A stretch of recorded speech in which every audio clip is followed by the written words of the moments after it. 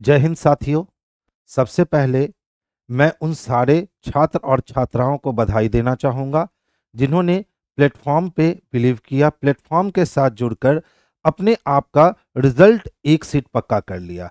तो टीआरई 2.0 में हमारे इंस्टीट्यूट से बहुत सारे रिजल्ट हुए हैं और इसके पीछे सिर्फ इंस्टीट्यूट नहीं, हमारे शिक्षकगण, हमारा मैनेजमेंट, क्वेश्चन सेट करने वाले पैटर्न जितने भी थे वो सारी की भूमिका रही और उससे ज़्यादा भूमिका आप बच्चों की रही, जो आपने बढ़ चढ़ कर मेहनत किया। जितने शिक्षकों ने कहा आपने मेहनत किया और इसका फल देखने को मिला कि हजारों की संख्या में हमारे इंस्टीट्यूट से रिजल्ट प्रकाशित हुए। तो जितने भी रिजल्ट बच्चे लाए हैं उनको ढेर सारी बधाइयाँ। अब आप अपने फैमिली को देखिए, अपने जीवन को देखिए, लेकिन रुकना नहीं है, अगली तैयारी आप जारी रखिए। आज हम लोग उस मुद्दे पे बात नहीं करने आए हैं। आज हमारी मुख्य रूप से बात है कि विगत दिसंबर में जो टीआरई 2.0 में हिस्ट्री के प्रश्न पूछे गए, जितने भी प्रश्न पूछे गए, तो आप देख रहे होंगे हमारे साथ शहंशाह हिंद है, बच्चों ने इनका नाम शहंशाह दिया है। ऐसे सर को हम लोग पंकज मिश्रा सर के नाम से जानते हैं, लेकिन बच्चों ने इन्हें शहंशाह हिस्ट्री, शहंशाह हिंद की उपाधि दे रखी है। अब बोलोगे सर शहंशाह हिंद की उपाधि ही क्यों दे रखी है? तो जब आप इनसे डिस्कशन सुनोगे, इनकी बैचेस में आप पढ़ोगे, तो आप खुद फील करोगे कि ये हिस्ट्री पढ़ाते नहीं है, फील करवाते हैं। वो कहानी बिल्कुल आपके आंख के सामने से गुजर जाएगी, फ्लैशबैक वाली, और आप कहोगे सर सारी चीजें याद हो गई। तो सर आज क्या करने वाले हैं कि 9th और 10th में जो भी क्वेश्चंस आए हिस्ट्री के विगत पिछले वर्षों में, उन क्वेश्चंस का डिस्कशन आज सर करने वाले हैं। Total question A to Z जितने भी हिस्ट्री के क्वेश्चन पूछे गए हैं मेरे भाई मेरे बहनों, सारे क्वेश्चंस के डिस्कशन सर एक एक करके करेंगे। और सर का अंदाज ये निराला है कि वो सिर्फ ऑप्शंस वाइज नहीं चलेंगे, क्वेश्चंस में जितने ऑप्शंस है सारे ऑप्शंस को तार तार कर देंगे। वो कहां से रिलेट होगा, कैसे रिलेट होगा, सर इस चीज को इतने अच्छे से डिस्क्राइब कर देंगे कि माइंड आपका जो है ना बिल्कुल हिस्ट्री के लिए ललायित हो जाएगा। तो हमने बचपन से सुना था हिस्ट्री सिविक्स ज्योग्राफी होती है बेवफा, रात रटो सुबह हो जाती है सफा। सर जैसे कुछ बंधु हैं, कुछ पुरुष हैं जो इस कॉन्सेप्ट को सीधा मिथ्या साबित कर देते हैं। अब हिस्ट्री सिविक ज्योग्राफी बेवफा नहीं होती है। आप सर के साथ जुड़ो, आप देखोगे हिस्ट्री पढ़ने में बहुत ही रोमांच है मेरे भाई मेरे बहन। तो चलिए अब मैं सर को माइक दे रहा हूं, वही वो आपके साथ रूबरू होंगे और ये अपनी सभा को आगे आरंभ करेंगे। सर जी स्वागत है आपका प्लेटफॉर्म के चैनल पे।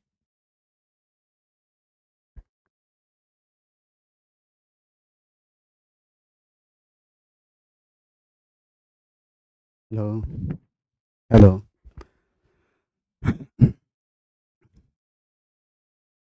और ये एग्ज़ाम के बाद से ही नवीन सर कहते रहे कि सर डिस्कशन करवाइए, लेकिन वक्त नहीं मिल रहा था। लेकिन नवीन सर की मुस्कुराहट को हम नज़रअंदाज भी नहीं कर सकते थे और फिर हाँ कहने के लिए बाध्य हो गए। जवान बात यह है कि खामोशियाँ बेवजह नहीं होती, खामोशियाँ बेवजह नहीं होती। कुछ दर्द ऐसे होते हैं जो आवाज़ें छीन लेती हैं। अब हवाएं ही करेंगी रोशनी का फैसला, जिस दिए में जान होगी वह दिया रह जाएगा। Question number 1। क्वेश्चन नंबर 1 क्या कहता है? 1826 में सर्वप्रथम हड़प्पा के संबंध में किसने उल्लेख किया था? और इसका सही आंसर होगा ए, चार्ल्स मैनसन। हड़प्पा के बारे में सर्वप्रथम जानकारी, हड़प्पा के बारे में सर्वप्रथम जानकारी 1826 ईस्वी में चार्ल्स मैनसन ने दिया था। अगर ऑप्शन में चार्ल्स मैनसन नहीं रहता तब इसका आंसर कनिंघम होता। हड़प्पा वर्तमान समय में पाकिस्तान के पंजाब प्रांत के मोंटगोमरी जिले में रावी नदी के तट पर स्थित है। हड़प्पा का उत्खनन कार्य 1921 ईस्वी में दयाराम साहनी ने जॉन मार्शल के निर्देशन में प्रारंभ किया था। हड़प्पा के उत्खनन से एक कब्रिस्तान मिला है जिसे समाधि R37 नाम दिया गया। हड़प्पा के उत्खनन से कांसे की बनी हुई एक बैलगाड़ी जैसा खिलौना मिली है। इस बैलगाड़ी जैसा खिलौना को देखकर यह कहा जा सकता सिंधु सभ्यता काल में यातायात के मुख्य साधन के रूप में बैलगाड़ी का प्रयोग किया जाता होगा। हड़प्पा के उत्खनन से मजदूरों के आवास मिले हैं। मजदूरों के आवास के बगल में कुम्हार के 14 भट्टों के अवशेष मिले हैं। इस प्रकार हम कह सकते हैं सिंधु सभ्यता काल में मिट्टी का बर्तन बनाना एक व्यवसाय के रूप में प्रचलन में थी। आपसे यहाँ प्रश्न पूछा जाएगा कि हड़प्पा के बारे में सर्वप्रथम जानकारी किसने दिया था? तो हड़प्पा के बारे में सर्वप्रथम जानकारी चार्ल्स मैनसन ने दिया था। इस प्रकार प्रश्न पूछेगा, चार्ल्स मैनसन हड़प्पा के बारे में सर्वप्रथम जानकारी कब दिया था? तो 1826 ईस्वी में दिया था। पूछेगा कि हड़प्पा कहाँ है? हड़प्पा वर्तमान समय में पाकिस्तान के पंजाब प्रांत के मोंटगोमरी जिले में रावी नदी के तट पर स्थित है। आपसे प्रश्न पूछा जाएगा कि हड़प्पा का उत्खनन कब प्रारंभ हुआ? तो हड़प्पा का उत्खनन 1921 ईस्वी में दयाराम साहनी ने जॉन मार्शल के निर्देशन में प्रारंभ किया था। हड़प्पा पूछेगा कि हड़प्पा के उत्खनन से एक कब्रिस्तान मिला है, उसे क्या नाम दिया गया है? उसे नाम दिया गया समाधि R37। पूछेगा हड़प्पा के उत्खनन से जो बैलगाड़ी सा खिलौना मिली किसकी बनी हुई है? तो यह बनी हुई है कांसे की। पूछेगा हड़प्पा के उत्खनन से कुम्हार के कितने भट्टे के अवशेष मिले हैं? तो 14 भट्टे के अवशेष मिले हैं। अब यहाँ पर देखना क्या है, इस बार हड़प्पा से ये प्रश्न पूछ दिया। मेरे ख्याल से नेक्स्ट बार में आपसे पूछेगा हड़प्पा के उत्खनन से कब्रिस्तान मिला है, इस कब्रिस्तान का क्या नाम दिया गया? R37। इन बातों को ध्यान रखना है। यहाँ पर हम फिर क्या देखते हैं, यहाँ पर अलेक्जेंडर कनिंघम है। याद रखना है, भारतीय पुरातत्व सर्वेक्षण विभाग का जनक अलेक्जेंडर कनिंघम को कहा जाता। आगे की ओर हम देखते हैं किस हड़प्पा स्थल से लकड़ी के कूड़ेदार नाली बनाने का साक्ष्य मिलता है? इसका सही आंसर है कालीबंगा। कालीबंगा वर्तमान समय में राजस्थान के गंगानगर जिले में घग्गर नदी के तट पर स्थित है। कालीबंगा का उत्खनन कार्य 1953 ईस्वी में बीबी लाल एवं BK थापर के निर्देशन में प्रारंभ हुआ था। कालीबंगा के उत्खनन से हल की सहायता से जोते गए खेत के प्रमाण मिले हैं। कालीबंगा के उत्खनन से अलंकृत ईंटें मिली हैं, इसे हम नक्काशीदार ईंट के नाम जानते हैं। कालीबंगा से भूकंप आने के प्राचीनतम प्रमाण मिलते हैं। कालीबंगा का अर्थ होता है काले रंग की चूड़ियां। जनाब यहाँ से प्रश्न कैसे अब पूछा जाएगा? आपसे प्रश्न पूछा जाएगा कि कालीबंगा का अर्थ क्या होता है? तो कालीबंगा का अर्थ होता है काले रंग की चूड़ियां। कालीबंगा का अर्थ होता है काले रंग की चूड़ियां। पूछेगा कालीबंगा कहाँ है? तो कालीबंगा वर्तमान समय में राजस्थान के गंगानगर जिले में किस नदी के तट पर? तो घग्गर नदी के तट पर स्थित है। पूछेगा कालीबंगा का उत्खनन कब प्रारंभ हुआ? तो 1953 ईस्वी में किसके निर्देशन में? तो बीबी लाल एवं BK थापर के निर्देशन में प्रारंभ हुआ था। पूछेगा कि कालीबंगा में खेत की जुताई कैसे होती थी? तो कालीबंगा में खेत की जुताई हल के सहायता से होती थी। पूछेगा कालीबंगा से किस तरह की ईंटें प्राप्त हुई हैं? कालीबंगा से अलंकृत ईंटें प्राप्त हुई हैं। अलंकृत, इसे हम क्या कहते हैं? इसे हम नक्काशीदार ईंट के नाम जानते हैं। पूछेगा कालीबंगा से क्या आने का प्रमाण मिलता है? कालीबंगा से भूकंप आने का प्रमाण मिलता है। अगर अब जब एग्जाम होगी तो एग्जाम में ज़्यादातर अगर कालीबंगा को टच करता है तो कालीबंगा को टच करेगा तो आपसे यही ज़्यादा प्रश्न पूछने का हमको लगता है, ये पूछना चाहिए कि कालीबंगा से खेत की जुताई किसके सहायता से होती थी? हल की सहायता से। इस बात को ध्यान रखना है। ऑप्शन ए में है लोथल। लोथल वर्तमान समय में गुजरात के अहमदाबाद जिले में भोगवा नदी के तट पर स्थित है। लोथल का उत्खनन कार्य 1957 से 58 ईस्वी में रंगनाथ राव के निर्देशन में प्रारंभ हुआ था। सिंधु सभ्यता काल में घर के दरवाजे पीछे की तरफ खुलते थे, लेकिन लोथल से घर के दरवाजे सड़क की ओर खुलने के प्रमाण मिलते हैं। लोथल सिंधु सभ्यता कालीन बंदरगाह था, इसे हम नगर पतन के नाम जानते हैं। लोथल से फारस के माप तोल के पैमाने मिले हैं। पहले ईरान को फारस कहा जाता था। लोथल से युग्मित समाधि मिली है। युग्मित समाधि उसे कहा गया जब स्त्री एवं पुरुष को साथ साथ दफनाया जाए। लोथल से गोदी के प्रमाण मिले हैं।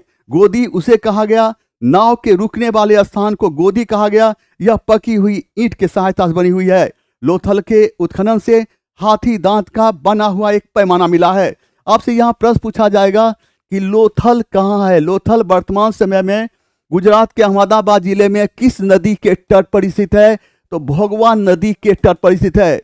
पूछेगा लोथल का उत्खनन कार्य कब हुआ था? तो 1957 से 1958 ईस्वी में। किसके निर्देशन में? तो रंगनाथ राव के निर्देशन में प्रारंभ हुआ था।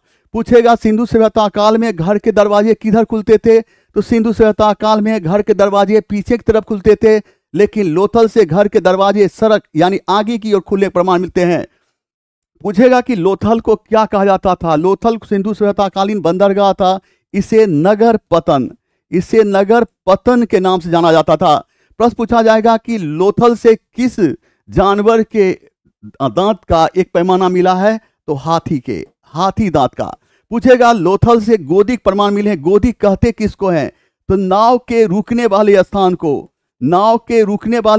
को गोदी कहा गया, और ये गोदी पकी हुई ईंट के सहायता से बनी हुई है।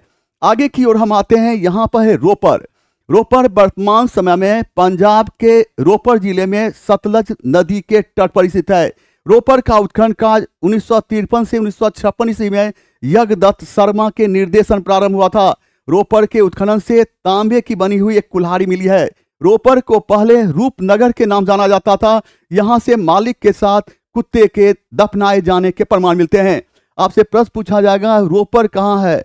रोपर वर्तमान समय में पंजाब के रोपर जिले में सतलज नदी के तट पर स्थित है। पूछेगा रोपर का उत्खनन कार्य कब? तो रोपर का उत्खनन कार्य 1953 से 1956 ईस्वी में यज्ञदत्त शर्मा के निर्देशन में प्रारंभ हुआ था। पूछेगा रोपर के उत्खनन से तांबे की बनी हुई क्या मिली है? तो कुल्हाड़ी मिली है। क्या मिली है? कुल्हाड़ी मिली है। पूछेगा रोपर को पहले क्या कहा जाता था? तो रोपर को पहले रूपनगर के नाम जाना जाता था। यहाँ मालिक के साथ कुत्ते के दफनाए जाने के प्रमाण मिलते हैं। आगे की ओर हम आते हैं। अब देखते हैं यहाँ का किस मौर्य शासक को सेंड्रोकोटस के रूप में संबोधित किया गया? इसका सही आंसर होगा चंद्रगुप्त मौर्य। यूनानी विद्वान जस्टिन ने चंद्रगुप्त मौर्य को सेंड्रोकोटस कहकर संबोधित किया यूनानी भाषा में। लेकिन सेंड्रोकोटस की पहचान चंद्रगुप्त मौर्य के रूप में सर्वप्रथम अंग्रेज सर विलियम जोन्स ने किया था। बात यह है कि जब हम चंद्रगुप्त मौर्य की बात करते हैं तो चंद्रगुप्त मौर्य शक राजा रुद्रदामन प्रथम के जूनागढ़ अभिलेख से पता चलता है कि पश्चिम भारत में सौराष्ट्र प्रांत चंद्रगुप्त मौर्य के अधीन था। यहाँ पर चंद्रगुप्त मौर्य ने एक प्रांतपति नियुक्त किया था जिसका नाम था पुष्यगुप्त ने सौराष्ट्र प्रांत में कृषि की सिंचाई हेतु सुदर्शन झील का निर्माण कराया था। हेमचंद्र की रचना परिशिष्ट पर्वन से पता चलता है कि चंद्रगुप्त मौर्य अपने जीवन के अंतिम समय में जैन धर्म को मानने वाला हो गया था। वह जैन गुरु भद्रबाहु के साथ सरमन बेलगोला के चंद्रगिरी नामक पहाड़ी पर चला गया, जहां पर अपने जीवन का शेष दिन बिताया था। आपसे प्रश्न पूछा जाएगा कि यूनानी विद्वान जस्टिन ने चंद्रगुप्त मौर्य को सेंड्रोकोटस कहा था, लेकिन ये सेंड्रोकोटस किस भाषा का? यूनानी भाषा। अब हम जानते हैं कि सर्वप्रथम सेंड्रोकोटस की पहचान चंद्रगुप्त मौर्य के रूप में किसने किया था? अंग्रेज सर विलियम जोन्स ने किया था। पूछेगा कि शक राजा रुद्रदामन प्रथम के जूनागढ़ अभिलेख से पता चलता है चंद्रगुप्त मौर्य के सौराष्ट्र प्रांत में एक प्रांतपति नियुक्त किया था। उसका क्या नाम था? उसका नाम था पुष्यगुप्त। पुष्यगुप्त ने सौराष्ट्र प्रांत में कृषि की सिंचाई हेतु एक झील का निर्माण कराया। उसका क्या नाम था? उसका नाम सुदर्शन झील था। यहाँ पर पूछेगा कि हेमचंद की रचना परिशिष्ट पर्वन का संबंध किस धर्म से है? तो जैन धर्म से है। पूछेगा चंद्रगुप्त मौर्य अपने किस गुरु के साथ? भद्रबाहु साथ सरमन बेलगोला के चंद्रगिरी नामक पहाड़ी पर चला गया, जहां पर अपने जीवन का शेष दिन बिताया। ये चंद्रगिरी पहाड़ी कहाँ है? तो ये कहाँ है? कर्नाटक में। यहाँ पर हम देखते हैं कि बी में है बिंदुसार की बात करते हैं।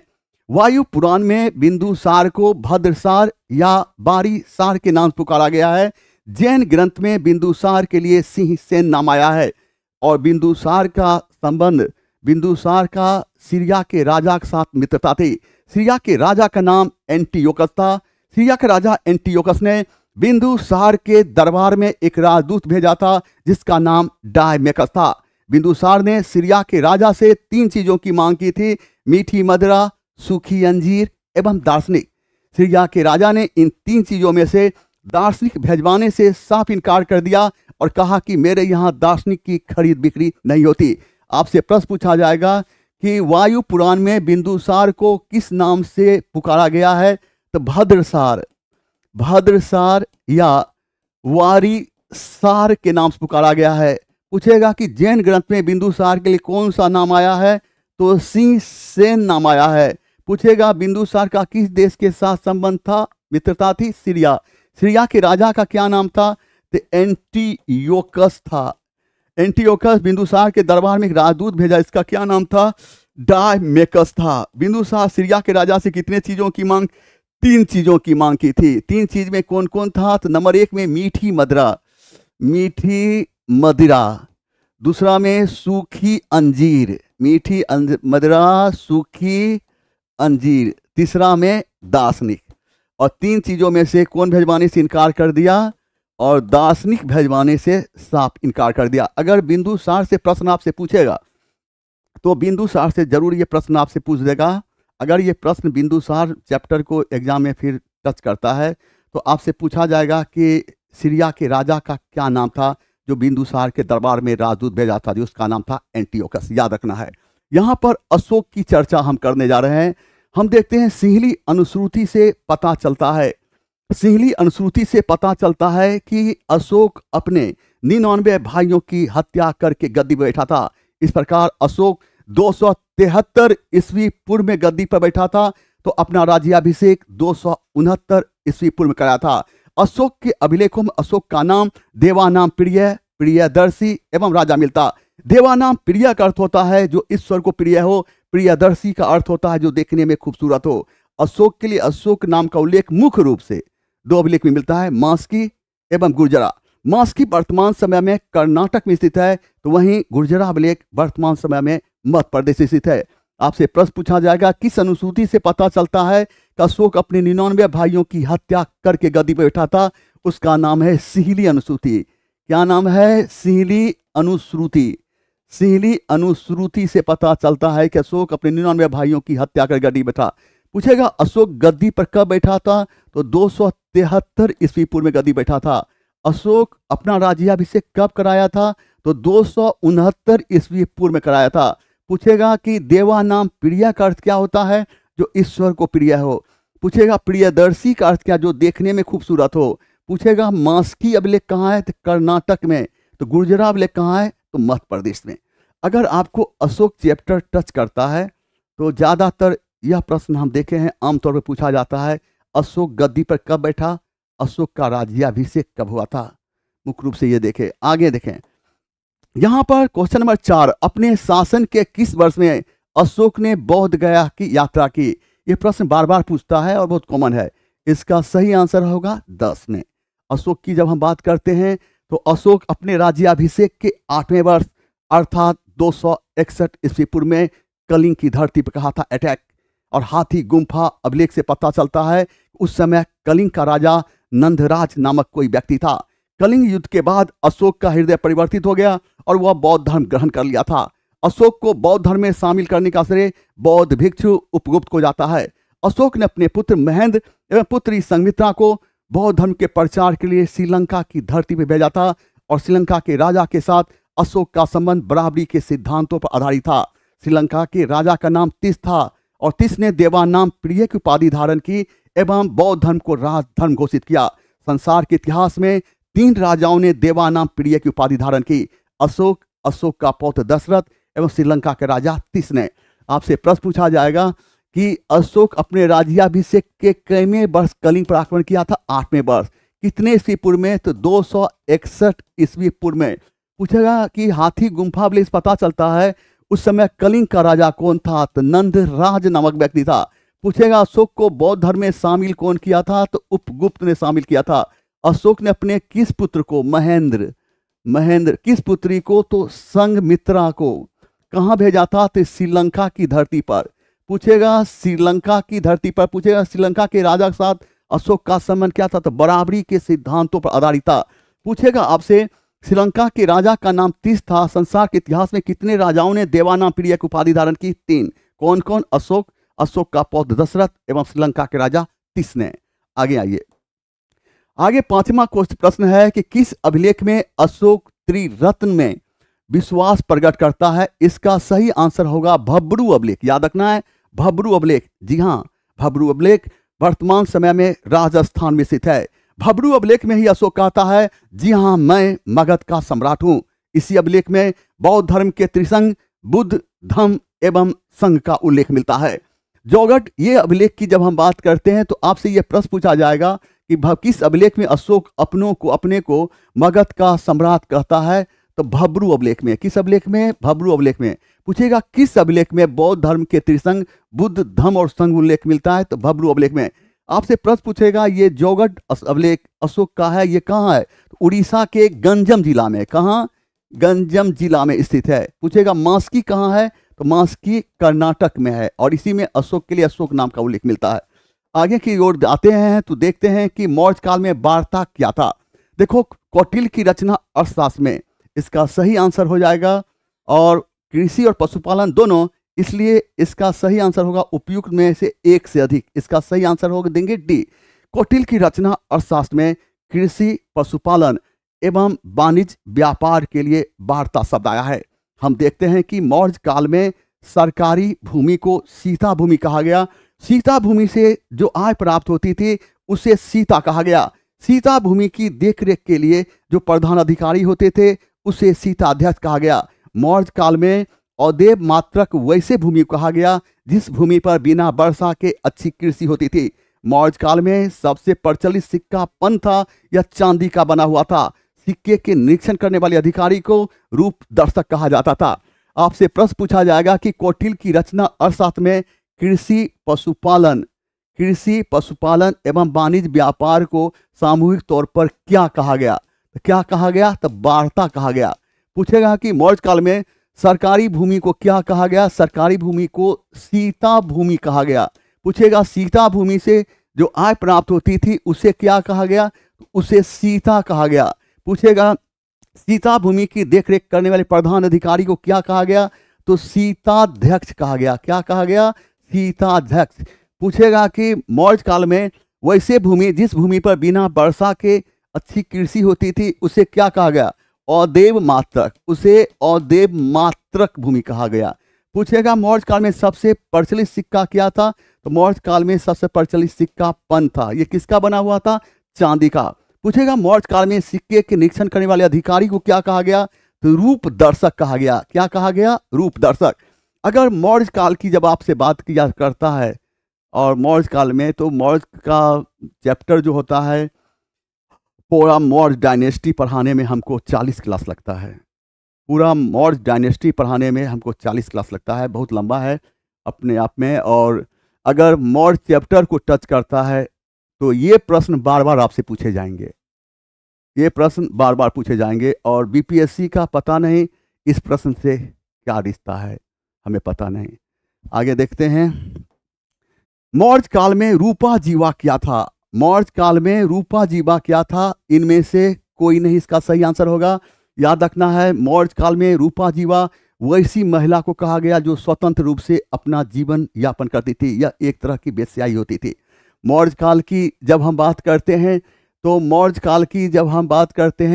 काल में रूपा जीवा उसे कहा गया जो स्वतंत्र रूप से अपना जीवन यापन करती थी। मौर्य काल में भूमि कर उपज का 1/6 भाग लिया जाता था। मौर्य काल में सड़क निर्माण करने वाले अधिकारी को एग्रोनोमोई कहा जाता था। मौर्य काल में सड़क निर्माण करने वाले अधिकारी को एग्रोनोमोई कहा जाता था। मौर्य काल में व्यापारियों के समूह को सार्थवाह कहा जाता था। वाणिज्य व्यापार की संस्था को श्रेणी कहा जाता था और श्रेणी का अपना एक न्यायालय होता था जिसके प्रधान को महाश्रेष्ठी कहा जाता था। मौर्य काल में बलि एक प्रकार का धार्मिक कर था।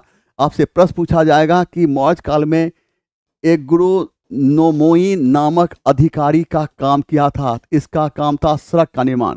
पूछेगा मौर्य काल में बलि क्या था? यह एक प्रकार का धार्मिक कर था।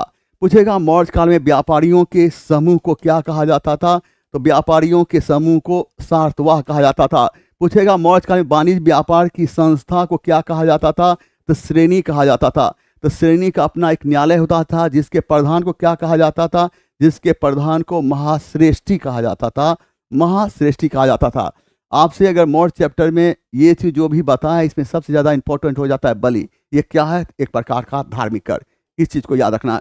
आगे की ओर हम आते हैं। अब देखते हैं कौटिल्य कितने प्रकार के दासों का उल्लेख करता है, और इसका मेरे ख्याल से इसका सही आंसर होना चाहिए सी, 9। हम देखते हैं कि मेगास्थनीज की बात करते हैं तो सेल्यूकस ने चंद्रगुप्त मौर्य के दरबार में एक राजदूत नियुक्त किया था, जिसका नाम था मेगास्थनीज।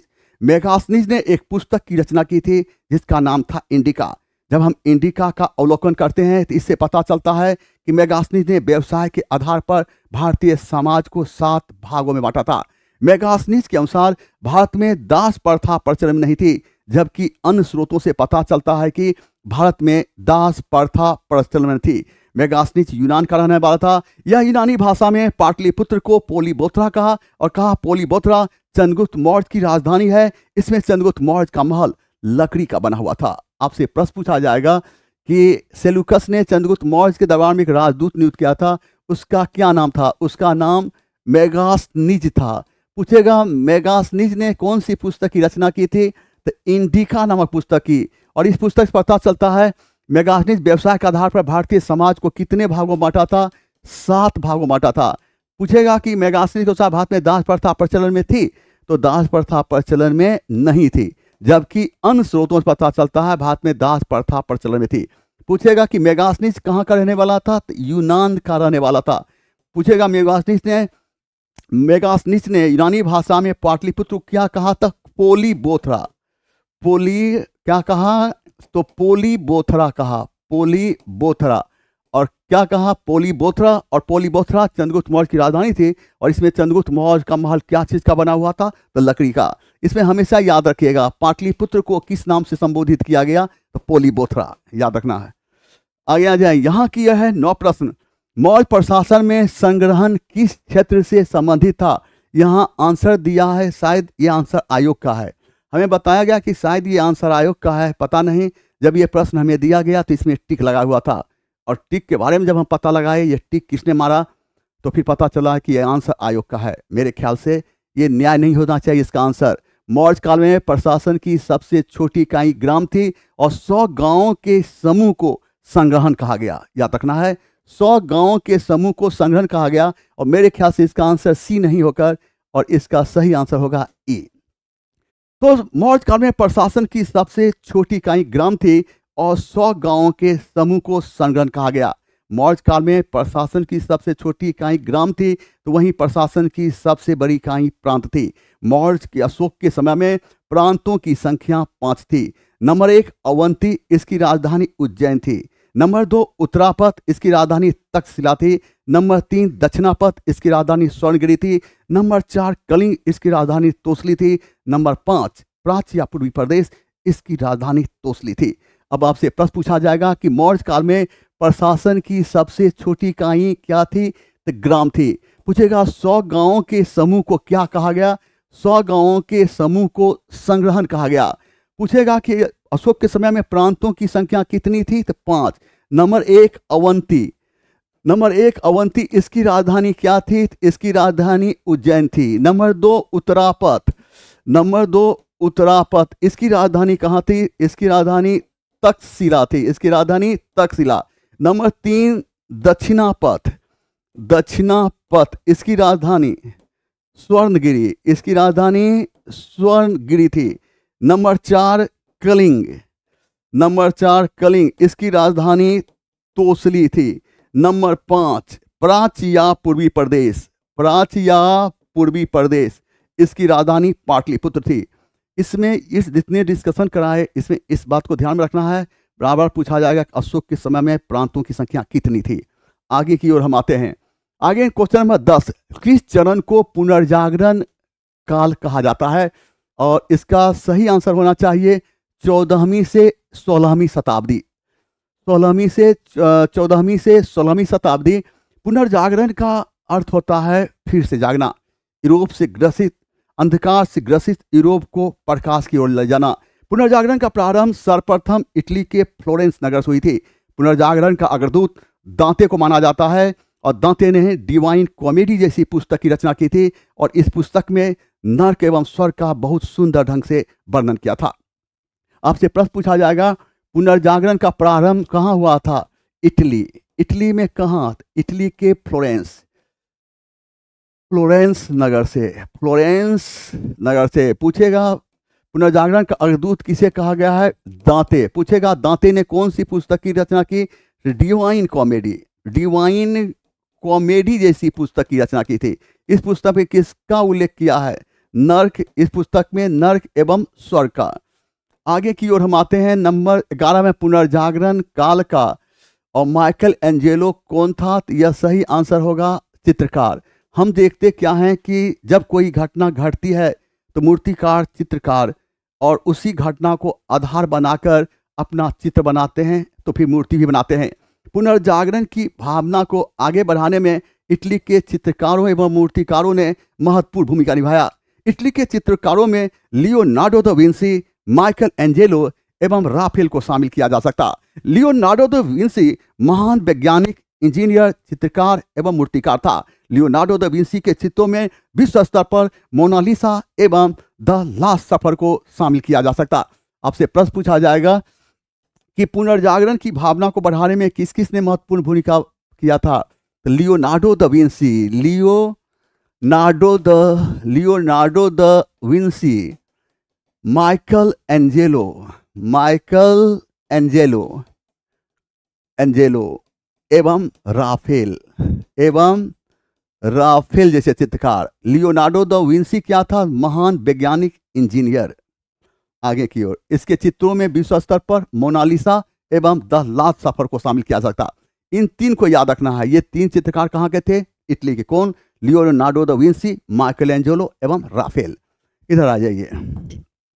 अब हम देखते हैं क्या 12 में हर्ष का प्रधान सचिव कौन था? और मेरे ख्याल से हर्ष का प्रधान सचिव भंडी था। तो हर्ष का विदेश सचिव कौन था? हर्ष का विदेश सचिव था अवंती। कौन था? विदेश सचिव। हर्ष का विदेश सचिव अवंती था। तो सिंहनाद हर्ष का कौन था? तो प्रधान सेनापति था। इस प्रकार हम कह सकते हैं हर्ष को इतिहास में हम शिलादित्य के नाम से जानते हैं। हर्ष ने शकलोत्तर पथनाथ, परम भट्टारक एवं परम सौगात की उपाधि धारण की थी। हर्ष एक विद्वान शासक था। इसने नागानंद, रत्नावली एवं प्रिय दर्शिका जैसी पुस्तक की रचना करके इतिहास में अपना नाम स्वर्ण अक्षरों से दर्ज कराया था। बाणभट्ट हर्ष का राजकवि था। यह थानेश्वर का रहने वाला था। बाणभट्ट ने हर्षचरित एवं कादम्बरी जैसी पुस्तक की रचना की थी। हर्ष 643 ईस्वी में कन्नौज में विभिन्न धर्मों के आचार्यों का सम्मेलन बुलाया था, जिसका उद्देश्य महायान धर्म को मान्यता देना था। हर्ष प्रयाग में प्रति 5वें वर्ष एक सम्मेलन बुलाता था, जिसका नाम महामोक्ष परिषद था। हर्ष को इतिहास में हम द्वितीय अशोक के नाम से जानते हैं, लेकिन इस प्रश्न को लेकर विवाद रहा है। कुछ इतिहासकार द्वितीय अशोक के नाम से कनिष्क को पुकारते हैं तो कुछ हर्ष को पुकारते हैं, लेकिन मेरे ख्याल से सबसे अधिक मान्य है हर्ष। आपसे यहाँ प्रश्न पूछा जाएगा कि हर्ष का विदेश सचिव कौन था? तो अवंती था। पूछेगा हर्ष का प्रधान सचिव कौन था? तो भंडी। हर्ष का प्रधान सेनापति कौन था? तो सिंहनाद था। पूछेगा हर्ष ने कौन कौन सी पुस्तक की रचना की? तो नागानंद, रत्नावली,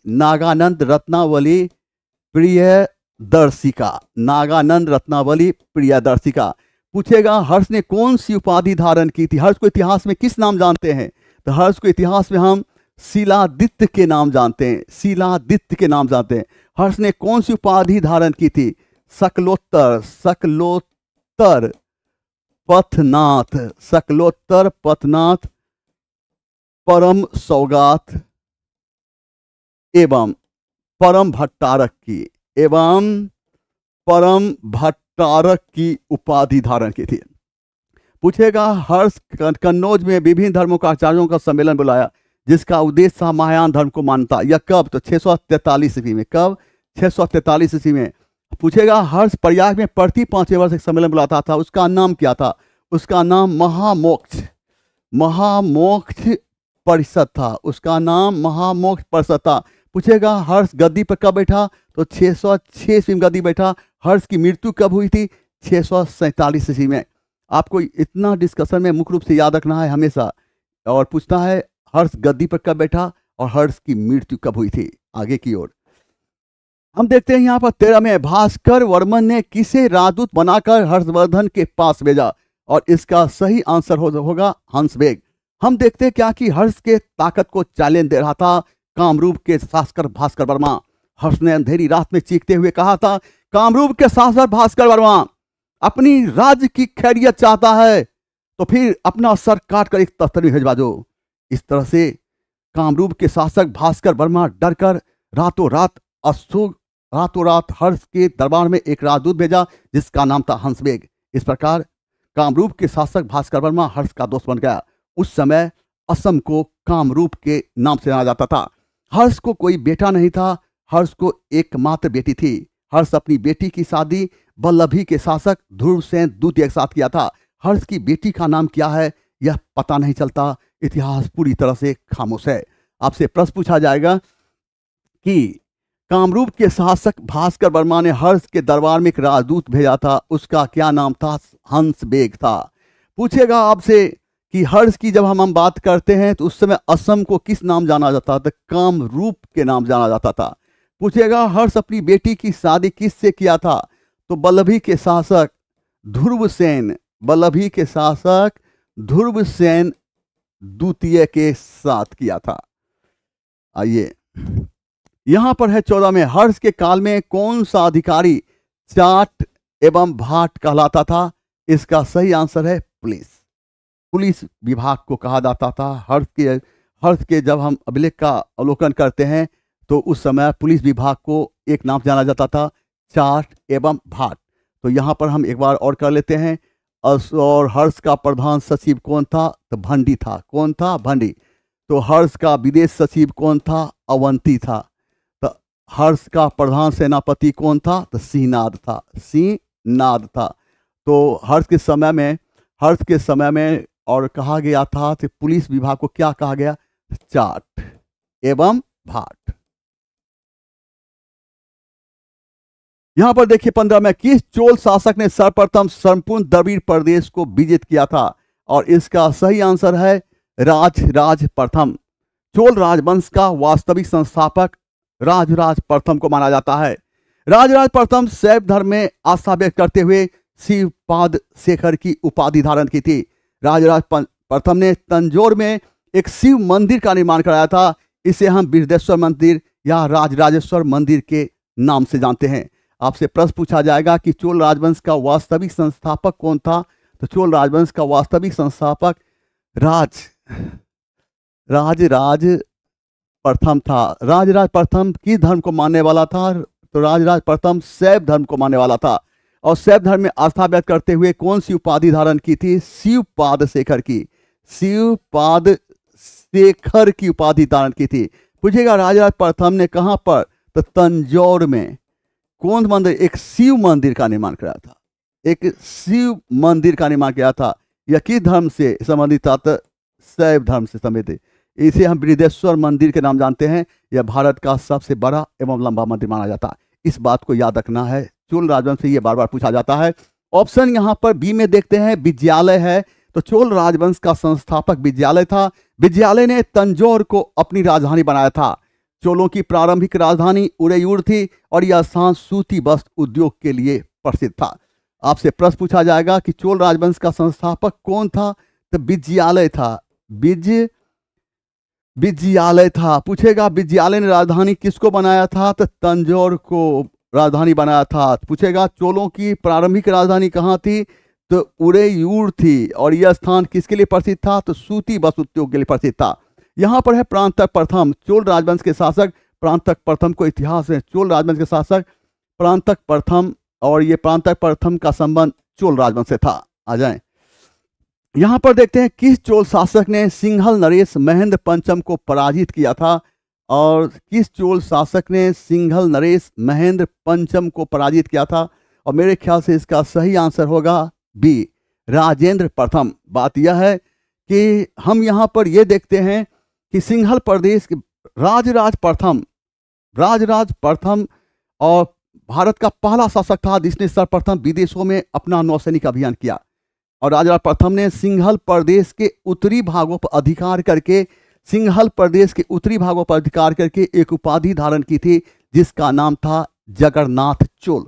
लेकिन चोल राजवंश के शासक राजेंद्र चोल प्रथम चोल राजवंश का ऐसा शासक था जिसने संपूर्ण सिंघल प्रदेश पर अधिकार करके वहां के राजा महेंद्र पंचम को बंदी बनाकर चोल राज लाया था। राजेंद्र चोल प्रथम ने गंगा घाटी के मैदानी क्षेत्रों में सफल नौसैनिक अभियान करके गंगैकोंड चोल की उपाधि धारण की थी एवं गंगैकोंड चोलपुरम नामक नगर का निर्माण कराकर इसे अपनी राजधानी बनाया था।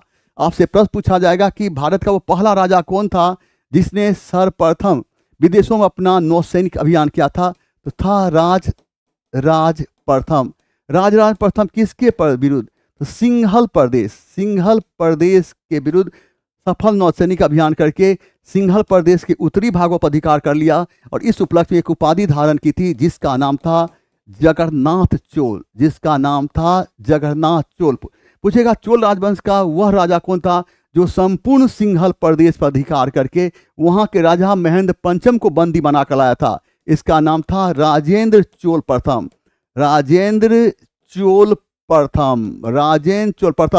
पूछेगा राजेंद्र चोल प्रथम ने गंगा घाटी के मैदानी क्षेत्रों में सफल नौसैनिक अभियान करके कौन सी उपाधि धारण की थी, द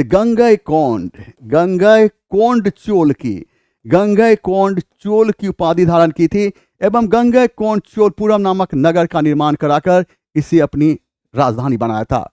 आप बराबर याद रखना है, प्रश्न पूछेगा वो भारत का कौन राजा था जो गंगा जल के लिए युद्ध किया था। इसका सही आंसर होगा चोल राजवंश के शासक राजेंद्र चोल प्रथम। नंबर 17 में फ्लाइंग शटल का आविष्कार किसने किया था, इसका सही आंसर होगा बी, याद रखना है जॉन के। और जॉन के 1733 ईस्वी में फ्लाइंग शटल का आविष्कार किया और इस मशीन की सहायता से कम समय में अधिक से अधिक सूती वस्त्र को तैयार किया जा सकता था। आपसे प्रश्न पूछा जाएगा कि फ्लाइंग शटल का आविष्कार किसने किया था जॉन के, और ये कब किया था, तो 1733 ईस्वी में। इसके आविष्कार से क्या होगा, कम समय में अधिक से अधिक सूती वस्त्र को तैयार किया जा सकता। इधर आ जाइए, आगे है 18 में किस वर्ष लिवरपूल और मैनचेस्टर के मध्य जॉर्ज स्टीफंसन ने रेलवे चलाई थी। इसका हमें जो भेजा गया इसमें आंसर दिया गया है, शायद कहा जाता है कि आयोग का है आंसर, और इसका आंसर 1829 जबकि गलत है।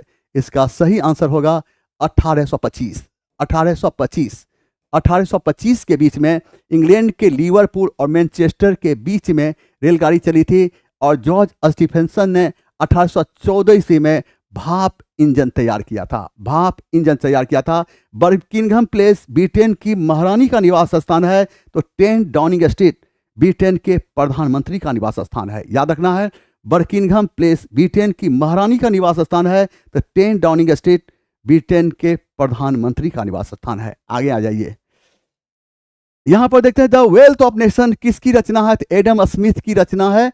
और यहाँ मैकियावेली जैसे विद्वान कहाँ के रहने वाले, इटली के रहने वाले थे। मैकियावेली ने द प्रिंस जैसी पुस्तक की रचना की। चाणक्य की रचना अर्थशास्त्र की तुलना मैकियावेली की रचना प्रिंस से की गई। आपसे प्रश्न पूछा जाएगा कि मैकियावेली जैसे विद्वान कहाँ के रहने वाले थे, इटली के रहने वाले थे। मैकियावेली ने कौन सी पुस्तक की रचना की, द प्रिंस। पूछेगा चाणक्य की रचना अर्थशास्त्र की तुलना किससे किया गया, मैकियावेली की रचना द प्रिंस से किया गया। याद रखना है इस चीज बात को। यहाँ पर है कि डेविड रिकार्डो, ये कौन थे, ये ब्रिटिश अर्थशास्त्री थे। कौन थे, ब्रिटिश अर्थशास्त्री। आ जाए यहाँ पर। नंबर 20 में है टाइद क्या था, और ये एक प्रकार का धार्मिक कर था। टाइद एक प्रकार का धार्मिक कर था और ये कर चर्च के द्वारा, इस प्रकार चर्च के द्वारा जो कर लगाया जाता था वह एक धार्मिक कर होता था और उस धार्मिक कर को नाम दिया गया टाइड। और यह कर उपज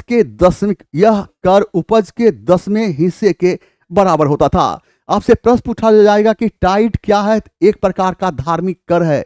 पूछेगा यह कर किसके द्वारा लगाया जाता है? तो चर्च के द्वारा।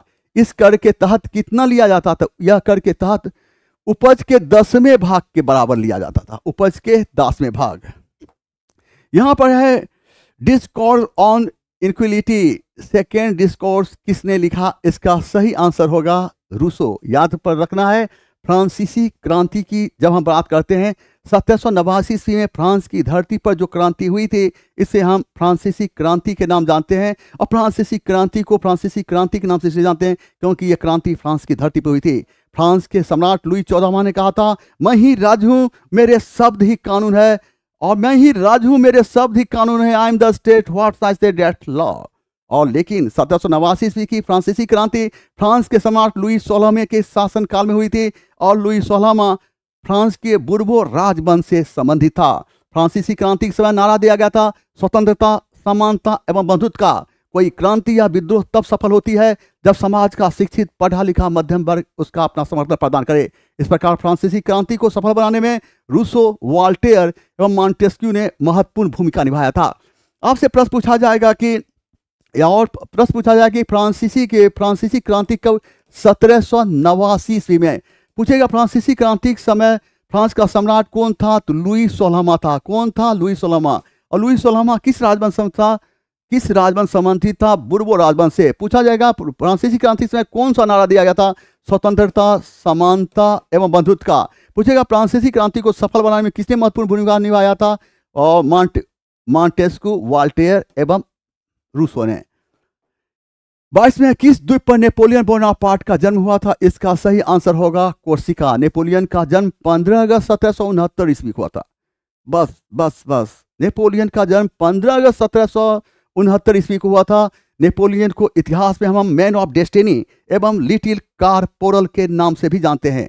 नेपोलियन ने फ्रांस की धरती पर कानून का संग्रह करा, जिसे नेपोलियन कोड के नाम जानते हैं। 1815 के वाटरलू के युद्ध में मित्र राष्ट्रों ने नेपोलियन को पराजित करके उसे बंदी बनाकर सेंट हेलेना द्वीप भेज दिया, जहां पर नेपोलियन की मौत हुई। इस प्रकार सेंट हेलेना द्वीप वर्तमान समय में बेल्जियम में स्थित है। आपसे प्रश्न पूछा जाएगा कि किस द्वीप पर नेपोलियन बोनापार्ट का जन्म हुआ था? कोर्सिका। और इसका जन्म कब हुआ था? तो 15 अगस्त 1769 ईस्वी को। पूछेगा वाटरलू की युद्ध कब हुई थी? 1815। इस युद्ध में नेपोलियन को पराजित करके कहां भेज दिया गया? तो सेंट हेलेना द्वीप। यहां पर नेपोलियन की क्या हुई? तो मृत्यु हुई। यह द्वीप कहां है? तो बेल्जियम में। आ जाइए। आइए 23 में the spirit of the law नामक प्रसिद्ध पुस्तक किसने लिखी? और इसका सही आंसर होगा मॉन्टेस्क्यू। क्या होगा? मॉन्टेस्क्यू। यहां पर कुतुबुद्दीन ऐबक ने किस मुल्क पर इल्तुतमिश को खरीदा था? देखिए साहब, जब हम लोग यूपीएससी देते थे, और यूपीएससी में उस जमाने में पीटी में ऑप्शनल हुआ करता था, तो पीटी में जब ऑप्शनल हुआ करता था तो उस जमाने में ये प्रश्न पूछे जाते थे। यह प्रश्न हमसे भी पूछा गया था, और इसका सही आंसर होगा 1 लाख जीतल। धन है महाप्रभु बीपीएससी। आप टीचर के एग्जाम में आपने ये प्रश्न ला दिया, टीचर के एग्जाम में आपने ये प्रश्न को रिपीट कर दिया। गजब है। लेकिन बात है कुतुबुद्दीन ऐबक। कुतुबुद्दीन ऐबक मोहम्मद गोरी का गुलाम था। कुतुबुद्दीन ऐबक मोहम्मद गोरी का गुलाम था। कुतुबुद्दीन ऐबक ने 1206 ईस्वी में उत्तर भारत के धरती पर जिस राजवंश की स्थापना की, इसे हम गुलाम राजवंश के नाम जानते हैं। गुलाम राजवंश को गुलाम राजवंश के नाम से इसलिए जानते हैं क्योंकि इस राजवंश की स्थापना कुतुबुद्दीन ऐबक ने किया था। और कुतुबुद्दीन ऐबक मोहम्मद गोरी का गुलाम था, इसलिए कुतुबुद्दीन ऐबक द्वारा स्थापित राजवंश को हम गुलाम राजवंश के नाम जानते हैं, या दास राजवंश के जानते हैं। कुतुबुद्दीन ऐबक लाहौर को अपनी राजधानी बनाया था। कुतुबुद्दीन ऐबक 1210 ईस्वी में चौगान नामक खेल खेल रहा था। यह खेल खेलते समय घोड़ा से गिरने के कारण ऐबक की मौत हुई थी। ऐबक को लाहौर में दफनाया गया था। चौगान खेल को आधुनिक समय में हम पोलो खेल के नाम जानते हैं। ऐबक को इतिहास में हम कुरान खावा, लाख बख्श एवं हातिम द्वितीय के नाम से जानते हैं। ऐबक ने अजमेर में 2.5 दिन के झोपड़ा नामक मस्जिद का निर्माण कराया था। तो कुतुबुद्दीन ऐबक ने दिल्ली में कुब्बतुल इस्लाम नामक मस्जिद का निर्माण कराया था। तो कुतुबुद्दीन ऐबक ने दिल्ली में सूफी संत कुतुबुद्दीन बख्तियार काकी की स्मृति में कुतुब मीनार की नींव रखवाई, लेकिन कुतुब मीनार को पूरा करने से पहले ऐबक की मौत हो गई। इसलिए कुतुब मीनार को पूरा करने का श्रेय ऐबक के दासवें दामाद इल्तुतमिश को जाता है। आगे चलकर कुतुब मीनार के ऊपर का भाग क्षतिग्रस्त हो गया, जिसे पुनर्निर्माण करने का श्रेय फिरोज शाह तुगलक एवं सिकंदर लोदी को जाता है। अलाई दरवाजा दिल्ली में स्थित है। अलाई दरवाजा का निर्माण अलाउद्दीन खिलजी ने किया था। इस प्रकार कुतुब मीनार का प्रवेश द्वार अलाई दरवाजा के नाम से हम जानते हैं। आपसे यहाँ प्रश्न पूछा जाएगा, कुतुबुद्दीन ऐबक किसका गुलाम था? मोहम्मद गोरी का। कुतुबुद्दीन ऐबक ने गुलाम राजवंश की स्थापना कब की? 1206 ईस्वी में। कुतुबुद्दीन ऐबक राजधानी किसको बनाया था? लाहौर में। तो कुतुबुद्दीन ऐबक को दफनाया कहाँ गया था? लाहौर में। कुतुबुद्दीन ऐबक की मौत कब हुई थी? 1210 ईस्वी में। कौन खेल खेलते समय? तो चौगान खेल खेलते थे। और चौगान खेल को आधुनिक समय में क्या कहते हैं? आधुनिक समय से हम पोलो खेल के नाम जानते हैं। कुतुबुद्दीन ऐबक ने 2.5 दिन के झोपड़ा नामक मस्जिद कहाँ बनवाया था? अजमेर में बनवाया था। कुतुबुद्दीन ऐबक ने कुब्बतुल इस्लाम नामक मस्जिद कहाँ बनाया? दिल्ली में। कुतुबुद्दीन ऐबक ने सूफी संत कुतुबुद्दीन बख्तियार काकी कस्मीरती में कुतुब मीनार की नींव कहाँ रखी? तो दिल्ली में। कुतुब मीनार को पूरा करने का श्रेय किसको जाता है? तो इल्तुतमिश को जाता है। किसको? तो इल्तुतमिश को जाता है। कुतुब मीनार के ऊपर का भाग जब क्षतिग्रस्त हो गया था, इसे पुनर्निर्माण को फिरोज शाह तुगलक और सिकंदर लोदी। अलाई कुतुब मीनार के प्रवेश द्वार को क्या कहते हैं? तो अलाई दरवाजा कहते हैं। अलाई दरवाजा, इसका निर्माण कौन किया था? तो अलाउद्दीन खिलजी। इधर आइए, अब यहाँ पर 25 में है, किस वर्ष इल्तुतमिश को बगदाद के खलीफा द्वारा मान्यता प्राप्त हुई थी? इसका सही आंसर है सी, 1229।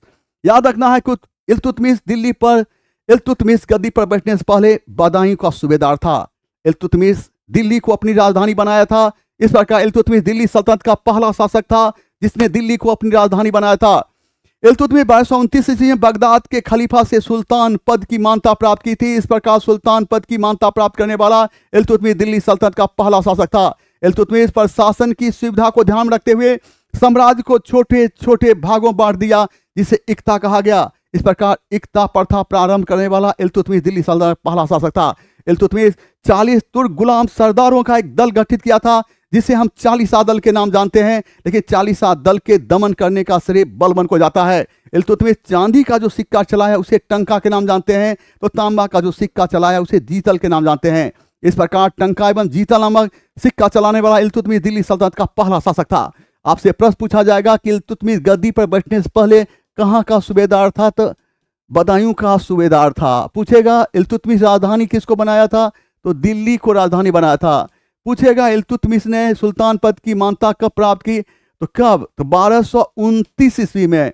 पूछेगा इल्तुतमिश से प्रशासन की सुविधा को ध्यान में रखते हुए साम्राज्य को छोटे छोटे भागों में इसे इक्ता कहा गया। पूछेगा दिल्ली सल्तनत का पहला शासक कौन था जिसने इक्ता प्रथा प्रारंभ किया? वह था इल्तुतमिश। पूछेगा इल्तुतमिश 40 दल का गठन किया, इसमें कितने लोग शामिल थे? 40 लोग थे।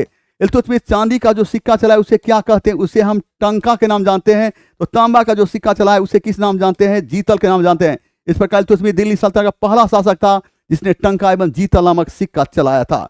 आगे आ जाए, 26 में किस सुल्तान के शासन काल में एक नया पद नाइब ए मुमलिकात का सृजन किया गया? इसका सही आंसर मेरे ख्याल से बहराम शाह होना चाहिए। बात यह है, रजिया। रजिया इल्तुतमिश की पुत्री थी। रजिया मध्यकालीन भारतीय इतिहास की पहली महिला थी जो दिल्ली की गद्दी पर बैठी थी। रजिया का शासनकाल माना जाता है 3 वर्ष 6 माह 6 दिन। रजिया के पतन का मुख्य कारण माना जाता है रजिया का स्त्री होना एवं तुर्क सरदारों का असंतोष। लेकिन तुर्क सरदारों ने रजिया को कैद करने के बाद इल्तुतमिश के एक पुत्र को गद्दी पर बैठाया गया जिसका नाम था बहराम शाह। इसके बाद एक नवीन पद का सृजन किया गया था जिसका नाम था नायबे मुमलिकात, और इसी पद में राजा की संपूर्ण शक्ति शामिल थी। यहां पर हम देखते हैं कि अलाउद्दीन मसूद शाह और ये नसरुद्दीन महमूद, ये हम देखते हैं ये दोनों बलबन के दामाद थे। दोनों बलबन के दामाद थे। और नसरुद्दीन महमूद ये बलबन की सहायता से गद्दी पर बैठा था। नसरुद्दीन महमूद बलबन की सहायता से गद्दी पर बैठा था। नसरुद्दीन महमूद के समय में बलबन सुल्तान के सारे अधिकारों का प्रयोग करता था। नायब के रूप में बलबन की राजकीय उपाधियां थी। हम देखते क्या हैं कि बलबन इल्तुतमिश का गुलाम था। बलबन का वास्तविक नाम बहाउद्दीन बलबन था। यह गियासुद्दीन बलबन के नाम से गद्दी पर बैठा था। बलबन दिल्ली सल्तनत का पहला शासक था जिसने सर्वप्रथम इसने राजत्व सिद्धांत का प्रतिपादन किया था। आपसे प्रश्न पूछा जाएगा कि नसरुद्दीन महमूद कौन था? यह बलबन का दामाद था। और नसरुद्दीन महमूद किसके सहायता से गद्दी बैठा था? बलबन के सहायता से। और नसरुद्दीन महमूद समय में बलबन की कौन सी उपाधि दी गई थी? नायब की उपाधि दी गई थी। बलबन का वास्तविक नाम क्या था? बहाउद्दीन बलबन था। बहाउद्दीन बलबन था। किस नाम से गद्दी बैठा था? गियासुद्दीन बलबन के नाम से। गियासुद्दीन बलबन के नाम से गद्दी पर बैठा था। और बलबन दिल्ली सल्तनत का पहला शासक था जिसने सर्वप्रथम अपने राजत्व सिद्धांत का प्रतिपादन किया था। इस प्रश्न को ध्यान में रखना है, ये बीपीएससी बार बार इस तरह के प्रश्न को रिपीट करती है। आगे आ जाए, हम देखते हैं बलबन को सर्वप्रथम किस दायित्व के निर्वहन हेतु नियुक्त किया गया था। देखिए साहब, ये जब प्रश्न आया था तो इसमें टिक लगा हुआ था खासदार। तो मैंने पूछा ये किसने मारा है, तो पता चला ये आयोग का आंसर है। मेरे ख्याल से ये आंसर नहीं होना चाहिए। मेरे ख्याल से इसका आंसर होना चाहिए उपयुक्त में से कोई नहीं। ऐसा इसलिए कहते हैं, बलबन यहां पर प्रश्न पूछ रहा है क्या? बलबन को सर्वप्रथम किस दायित्व के निर्वहन हेतु नियुक्त किया गया था? सर्वप्रथम पूछ रहा है, सर्वप्रथम में खासदार के पद पर नहीं। बलबन को सर्वप्रथम एक साधारण जलवाहक के रूप में नियुक्त किया गया था। सर्वप्रथम एक साधारण जलवाहक के रूप में नियुक्त किया गया था। उसके बाद बलबन को खासदार के पद पर नियुक्त किया गया और इसका अर्थ होता है सुल्तान का निजी सेवक। बलबन की बात करते हैं। बलबन अपने दरबार में सिजदा एवं पाबोस की परंपरा प्रारंभ किया था। बलबन दिल्ली सल्तनत का पहला शासक था जिसने अपने दरबार में सर्वप्रथम नवरोज त्योहार मनाना प्रारंभ किया था। यह ईरान का त्योहार था जो नए साल के पहले दिन मनाया जाता था।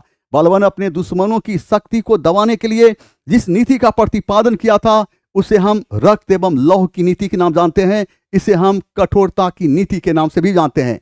आपसे प्रश्न पूछा जाएगा कि बलबन को सर्वप्रथम और किस पद पर नियुक्त किया गया? एक साधारण जलवाहक के रूप में। उसके बाद खासदार पूछेगा कि बलबन ने सर्वप्रथम, बलबन ने कौन सी सिजदा, बलबन ने सिजदा एवं पाबोस की परंपरा को प्रारंभ किया था। बलबन ने सर्वप्रथम नौरोज त्योहार मनाना प्रारंभ किया था। यह ईरान का त्योहार था जो नए साल के पहले दिन मनाया जाता था। बलबन अपने दुश्मनों की शक्ति को दबाने के लिए किस नीति का प्रतिपादन किया था? इसे हम रक्त एवं लौह की नीति के नाम जानते हैं। इसे हम कठोरता की नीति के नाम जानते हैं। आगे आ जाए, यहां पर है दिल्ली के किस सुल्तान ने अपने जीवन काल में ही अपना मकबरा बनवा लिया था? इसका सही आंसर हो जाएगा इल्तुतमिश। सही आंसर होगा इल्तुतमिश। और इल्तुतमिश का मकबरा कहाँ है? दिल्ली में। बलबन का दिल्ली में, अलाउद्दीन खिलजी दिल्ली में। नसरुद्दीन महमूद बलबन का नसरुद्दीन महमूद इल्तुतमिश अपने पुत्र नसरुद्दीन महमूद का मकबरा दिल्ली में बनवाया था। यह दिल्ली सल्तनत का पहला मकबरा माना जाता है और चूंकि इस मकबरे का निर्माण इल्तुतमिश ने कराया था, इस प्रकार इल्तुतमिश दिल्ली सल्तनत का पहला शासक था जिसने मकबरे का निर्माण कराया था। आपसे आगे की प्रश्न आगे है कि अकबर की अंतिम विजय कौन सी थी? अकबर की अंतिम विजय थी असीरगढ़ का विजय। और अकबर का अंतिम विजय 1601 ईस्वी में असीरगढ़ का विजय। गोंडवाना के विजय कब हुआ था? 1564 ईस्वी में। गुजरात का विजय 1572 ईस्वी में। अकबर का पहला सैनिक अभियान 1561 ईस्वी में मालवा के शासक बाज बहादुर के खिलाफ हुआ था। और अकबर का पहला सैनिक अभियान 1561 ईस्वी में मालवा के विरुद्ध हुआ था। उस समय मालवा का शासक बाज बहादुर था, उसकी रानी का नाम रानी रूपमती थी। अकबर ने 18 जून 1576 ईस्वी के हल्दी घाटी के युद्ध में मुगल सेना ने महाराणा प्रताप को पराजित किया था। अकबर के समय में 1599 ईस्वी में अहमदनगर के किला को जीता गया था। चांद बीबी अहमदनगर की रहने वाली थी। इनकी शादी बीजापुर के शासक आदिल शाह प्रथम के साथ हुई थी।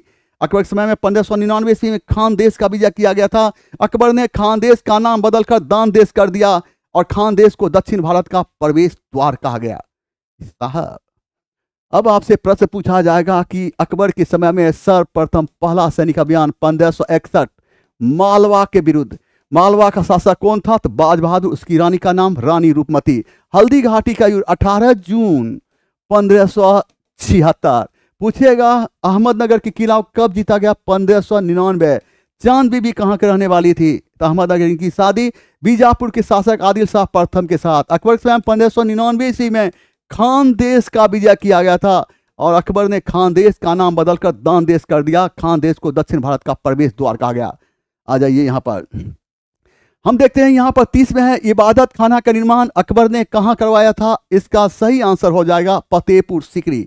अकबर ने इबादत खाना का निर्माण 1575 ईस्वी में कराया था और इसमें विभिन्न धर्मों के मानने वाले विद्वान शामिल होते थे। धार्मिक प्रश्न पर वाद विवाद हुआ करता था, जो सही होता था उसे अपनाया जाता था।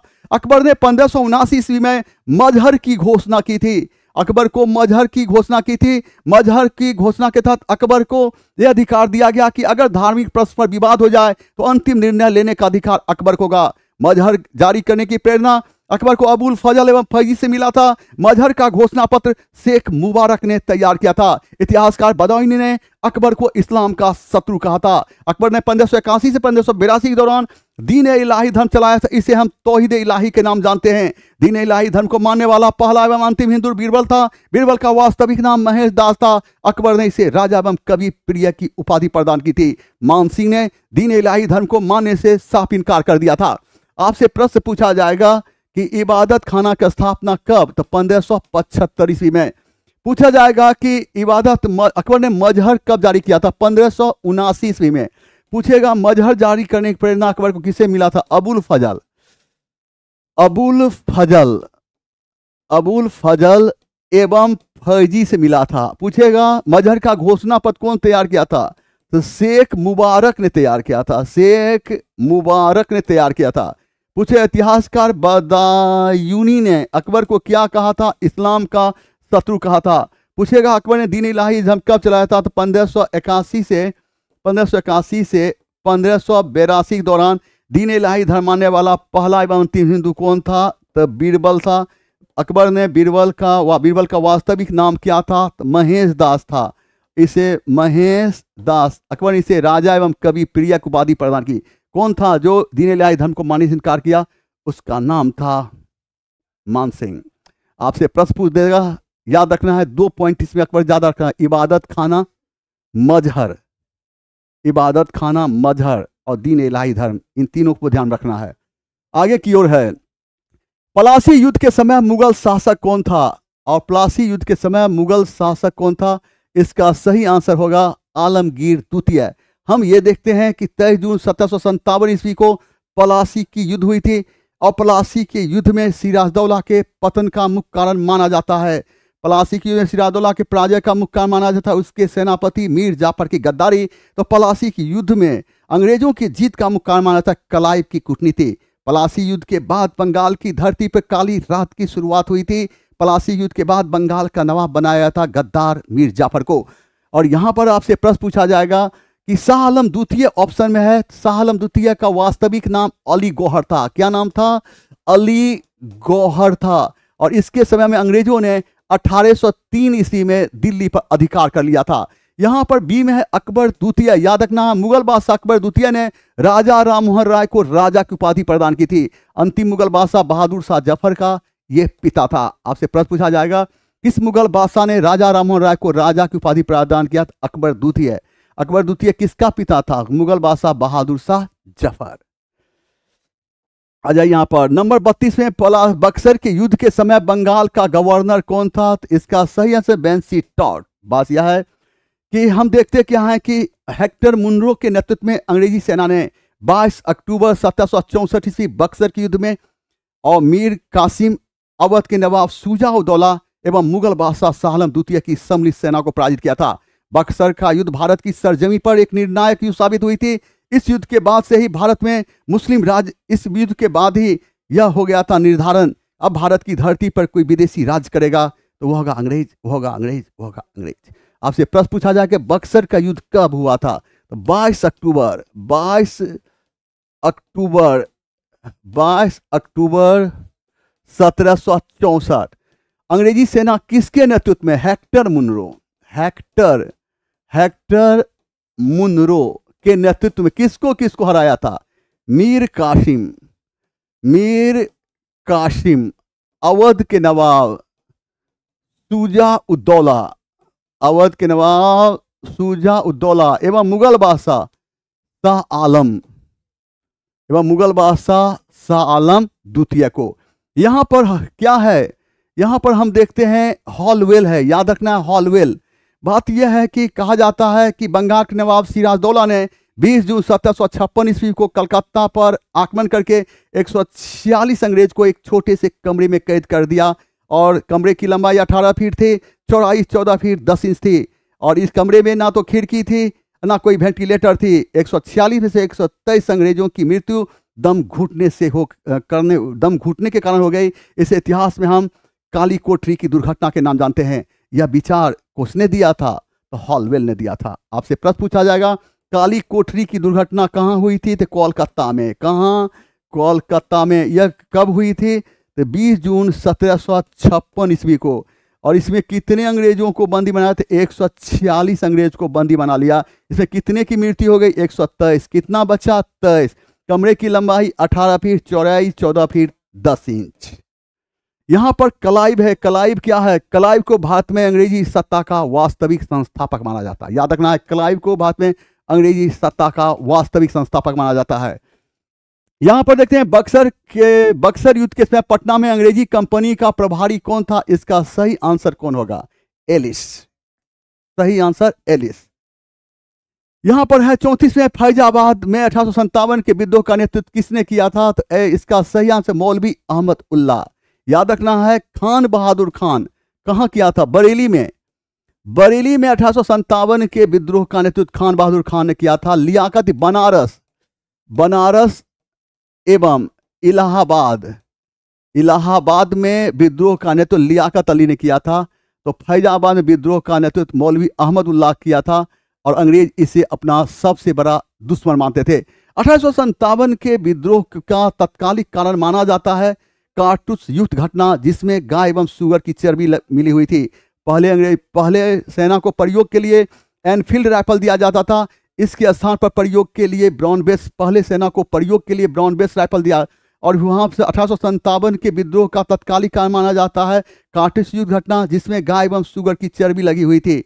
कहा जाता है कि 1857 के विद्रोह के समय भारत का गवर्नर जनरल लॉर्ड कैनिंग था, तो वहीं ब्रिटेन का प्रधानमंत्री लॉर्ड पामस्टन था। 1857 के विद्रोह का प्रतीक चिन्ह कमल का फूल एवं चपातियां थी। 29 मार्च 1857 ईस्वी को बैरकपुर छावनी के जवान मंगल पांडे ने अपने 2 अधिकारी बाघ एवं हीरसे को गोली मारकर हत्या कर दी। 8 अप्रैल 1857 ईस्वी को मंगल पांडे को फांसी की सजा दे दी गई। इस प्रकार 1857 के विद्रोह के समय शहीद होने वाला पहला जवान मंगल पांडे था। 10 मई 1857 ईस्वी को उत्तर प्रदेश के मेरठ जिले से खुला विद्रोह प्रारंभ हुआ था। 12 मई 1857 ईस्वी को विद्रोहियों ने दिल्ली पर अधिकार करके अंतिम मुगल बादशाह बहादुर शाह जफर को दिल्ली का सम्राट घोषित किया था। 1857 के विद्रोह की सबसे महत्वपूर्ण बात थी हिंदू मुस्लिम एकता पर बल। 1857 के विद्रोह के सबसे कमजोर कड़ी के रूप में बहादुर शाह जफर को देखा जा सकता है, क्योंकि यह वृद्ध होने के कारण विद्रोही का नेतृत्व नहीं कर पाया था। विद्रोहियों का नेतृत्व कुछ समय के लिए उसके सेनापति बख्त खां ने किया था। आपसे यहाँ प्रश्न पूछा जाएगा 1857 के विद्रोह का तत्कालिक कारण क्या था? कारतूस युद्ध घटना, जिसमें गाय एवं सुअर की चर्बी मिली हुई थी। पूछा गया कि 1857 के विद्रोह में भारत का गवर्नर जनरल कौन था? उस समय भारत का गवर्नर लॉर्ड कैनिंग था। उस समय ब्रिटेन का प्रधानमंत्री कौन था? लॉर्ड पामस्टन था। पूछेगा 1857 के विद्रोह की प्रतीक चिन्ह क्या था? कमल का फूल एवं चपातियां थी। पूछेगा 29 मार्च 1857 ईस्वी बैरकपुर छावनी के जवान मंगल पांडे अपने 2 अधिकारी को गोली मारकर हत्या की। क्या नाम था? बाघ एवं हीरसे। मंगल पांडे कैमी रेजिमेंट का था? 34वीं रेजिमेंट का था। 34वीं रेजिमेंट। पूछेगा कि 10 मई 1857 ईस्वी को खुला विद्रोह कहाँ प्रारंभ हुआ था? तब मेरठ से। विद्रोहियों ने दिल्ली पर अधिकार कब किया? 12 मई 1857 ईस्वी को अंतिम मुगल बादशाह बहादुर शाह जफर को दिल्ली का सम्राट घोषित किया था। पूछेगा 1857 के विद्रोह की सबसे महत्वपूर्ण बात क्या थी? हिंदू मुस्लिम एकता पर बल। पूछेगा 1857 के विद्रोह के सबसे कमजोर कड़ी के रूप में किसको देखा जा सकता? बहादुर शाह जफर को, क्योंकि वह वृद्ध होने के कारण विद्रोहियों का नेतृत्व नहीं कर पाया था। विद्रोहियों का नेतृत्व कुछ समय के लिए उसके सेनापति बख्त खां ने किया था। यहां पर आइए 35वें, भारतीय राष्ट्रीय कांग्रेस की स्थापना के समय भारत का वायसराय कौन था? इसका सही आंसर होगा लॉर्ड डफरिन। भारतीय राष्ट्रीय कांग्रेस की स्थापना 28 दिसंबर 1885 ईस्वी को भारतीय राष्ट्रीय कांग्रेस की स्थापना 28 दिसंबर 1885 ईस्वी को मुंबई के गोकुलदास तेजपाल संस्कृत कॉलेज के भवन में हुई थी, जिस समय भारतीय राष्ट्रीय कांग्रेस की स्थापना हुई थी उस समय भारत का वायसराय लॉर्ड डफरिन था। जिस समय भारतीय राष्ट्रीय कांग्रेस की स्थापना हुई थी उस समय कुल सदस्यों की संख्या 72 थी। भारतीय राष्ट्रीय कांग्रेस का पहला अधिवेशन पूना में होने वाला था, लेकिन हैजा फैल जाने के कारण यह अधिवेशन पूना में नहीं होकर मुंबई में हुआ था। भारतीय राष्ट्रीय कांग्रेस की जब बात पूछेगा तो भारतीय राष्ट्रीय कांग्रेस की स्थापना कब हुई थी?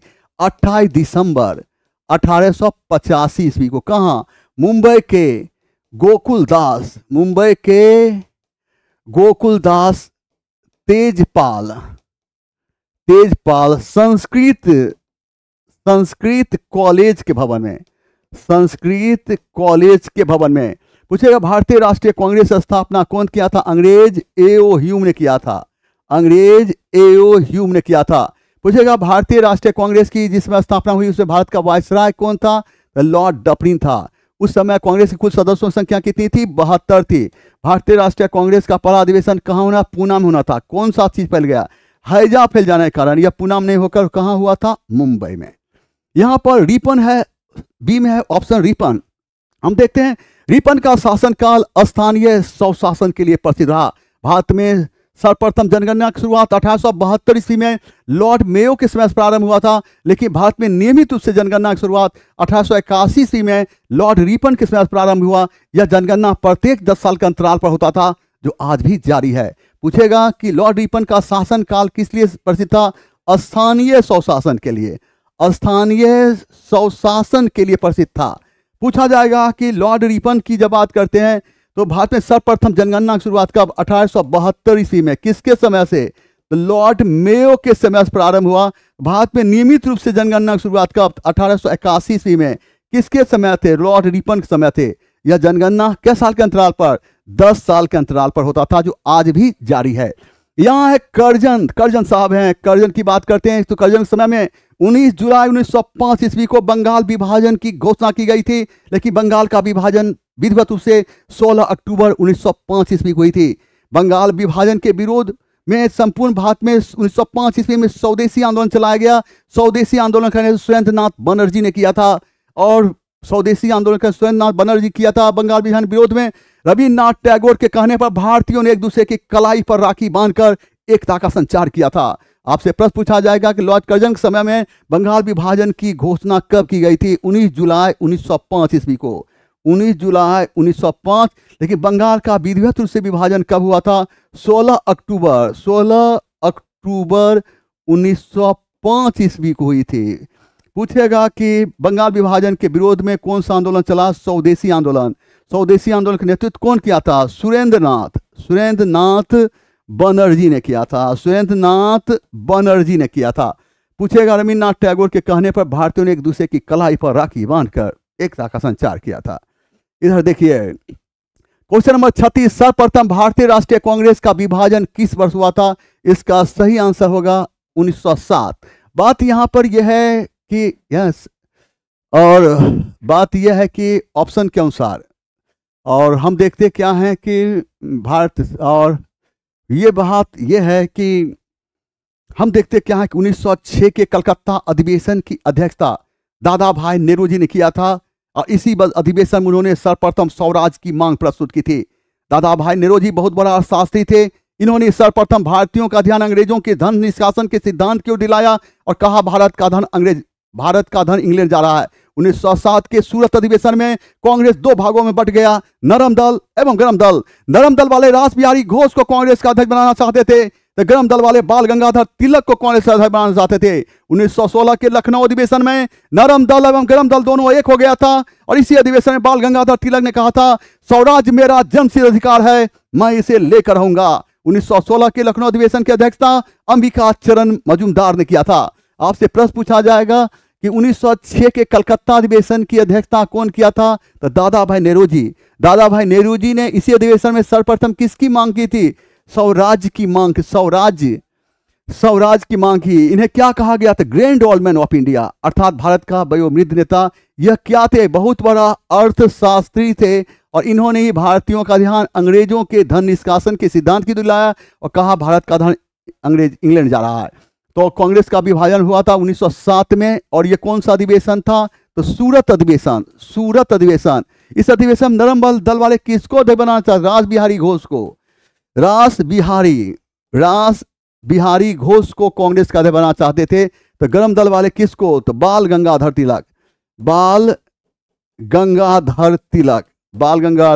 तिलक को कांग्रेस का अध्यक्ष बनाना चाहते थे। 1916 के लखनऊ अधिवेशन में क्या हुआ था? 1916 के लखनऊ अधिवेशन में नरम दल एवं गरम दल एक हो गया था। और इसी अधिवेशन बाल गंगाधर तिलक ने क्या कहा था? स्वराज मेरा जन्मसिद्ध अधिकार है, मैं इसे ले करूंगा। 1916 के लखनऊ अधिवेशन की अध्यक्षता कौन किया था? अंबिका चरण मजूमदार। अंबिका चरण मजूमदार ने किया था। आइए यहां पर 37 है, किस वर्ष मुजफ्फरपुर बम कांड हुआ था? इसका सही आंसर होगा 1908। भारत में क्रांतिकारी विचारधारा का सर्वप्रथम एहसास महाराष्ट्र की धरती पर हुई थी। महाराष्ट्र की धरती पर चापेकर बंधु का उदय हुआ था। चापेकर बंधु दो भाई थे, बालकृष्ण चापेकर एवं दामोदर चापेकर। चापेकर बंधु ने 1857 ईस्वी में पूना के प्लेग अधिकारी रेंडेमयस्ट को गोली मारकर हत्या कर दी। यह भारत की धरती पर किसी भी यूरोपियनों की पहली राजनीतिक हत्या थी। इस प्रकार क्रांतिकारी विचारधारा के साथ जो महाराष्ट्र की धरती से हुई थी, यह देखते देखते बंगाल चली गई। बंगाल का हर एक नौजवान देश के लिए जीना चाहता था तो देश के लिए मरना चाहता था। बंगाल के ऐसे क्रांतिकारियों में खुदीराम बोस एवं प्रफुल्ल चंद्र चाकी का नाम लिया जा सकता है। खुदीराम बोस एवं प्रफुल्ल चंद्र चाकी ने 1908 ईस्वी में मुजफ्फरपुर के न्यायाधीश जॉर्ज किंगफोर्ड की गाड़ी पर बम फेंका था और वहां पर प्रफुल्ल चंद्र चाकी पुलिस के घेरे में आने के बाद स्वयं गोली मारकर शहीद हो गए। तो वहीं पर खुदीराम बोस पकड़े गए और इन्हें 1908 ईस्वी में अलीपुर सेंट्रल जेल में फांसी की सजा दे दी गई। इस प्रकार खुदीराम बोस भारत के पहले क्रांतिकारी थे जो सबसे कम उम्र में शहीद हुए थे। इधर आइए, यहां पर है 38 में, दांडी यात्रा में गांधी जी के साथ कितने स्वयंसेवियों ने प्रतिभाग किया था? इसका सही आंसर होता है 78। बात यह है, सविनय अवज्ञा आंदोलन समय माना जाता है 1930 से 1933 ईस्वी। सविनय अवज्ञा आंदोलन के समय नमक कानून को तोड़ने के लिए गांधी जी ने 12 मार्च 1930 ईस्वी को साबरमती आश्रम से दांडी यात्रा प्रारंभ किया। 6 अप्रैल 1930 ईस्वी को दांडी पहुंचकर गांधी ने नमक कानून को तोड़ा था। साबरमती आश्रम से दांडी की दूरी 385 किलोमीटर थी, जिसे महात्मा गांधी अपने 78 समर्थकों के साथ पैदल 24 दिनों में तय किया था। हम देखते हैं सविनय अवज्ञा आंदोलन समय बच्चों ने बानर सेना का गठन किया था तो लड़कियों ने मंजरी सेना का गठन की थी। सविनय अवज्ञा आंदोलन समय भारत के उत्तर पश्चिमी सीमा प्रांत में खान अब्दुल गफ्फार खान ने खुदाई खिदमत गार नामक संगठन की स्थापना की थी। इस संगठन ने लाल कुर्ती नामक आंदोलन चलाया था जिसका उद्देश्य अंग्रेजी सरकार को क्षति पहुंचाना था। खान अब्दुल गफ्फार खान को इतिहास में हम सीमांत गांधी के नाम जानते हैं, इन्हें ही हम फ्रंटियर गांधी के नाम से भी जानते हैं। आपसे यहाँ प्रश्न पूछा जाएगा कि सविनय अवज्ञा आंदोलन समय क्या है, तो 1930 से 1933 ईस्वी। दांडी यात्रा कब प्रारंभ किया गांधी?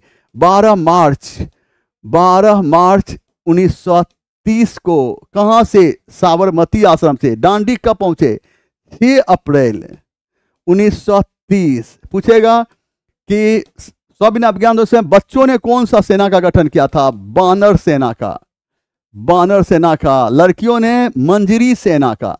पूछेगा सविनय अवज्ञा आंदोलन से भारत के उत्तर पश्चिमी सीमा प्रांत में खान अब्दुल गफ्फार खान ने खुदाई खिदमत गार नामक संगठन किया था। इस संगठन ने कौन सा आंदोलन चलाया था? लाल कुर्ती नामक आंदोलन। कौन सा? लाल कुर्ती नामक। खान अब्दुल गफ्फार खान क्या का? सीमांत गांधी। इन्हें सीमांत गांधी के नाम से भी जानते हैं, सीमांत गांधी, और इन्हें ही फ्रंटियर गांधी कहा गया। यहां पर है 39 में, गदर पार्टी की स्थापना किस स्थान पर हुई? और इसका सही आंसर होगा सैन फ्रांसिस्को। गदर पार्टी की स्थापना 1 अप्रैल 1913 ईस्वी को अमेरिका के सैन फ्रांसिस्को में हुई थी। गदर पार्टी की स्थापना लाला हरदयाल ने किया था। लाला हरदयाल गदर पार्टी के सचिव स्वयं थे, तो अध्यक्ष सोहन सिंह भाखना को बनाया गया था। गदर पार्टी ने गदर नामक पत्रिका का प्रकाशन किया था। यह पत्रिका हिंदी, उर्दू, गुजराती एवं गुरुमुखी लिपि में प्रकाशित होता था। आपसे प्रश्न पूछा जाएगा कि गदर पार्टी की स्थापना कब हुई थी? 1 अप्रैल 1913 को। कहां? अमेरिका के सैन फ्रांसिस्को में। गदर पार्टी की बात करते, गदर पार्टी के सचिव कौन थे? तो लाला हरदयाल थे। गदर पार्टी के सचिव लाला हरदयाल थे और गदर पार्टी के अध्यक्ष कौन थे? तो सोहन सिंह भाखना भागना थे। गदर पार्टी ने कौन सी पत्रिका प्रकाशन? गदर। यह पत्रिका किसमें? हिंदी, उर्दू, गुजराती एवं गुरुमुखी लिपि में प्रकाशित होता था। गदर का अर्थ होता है विद्रोह। सिर्फ याद रखना है गदर पार्टी की स्थापना कब हुई थी? 1 अप्रैल 1913। कहाँ? अमेरिका के सैन फ्रांसिस्को। फिर पूछेगा।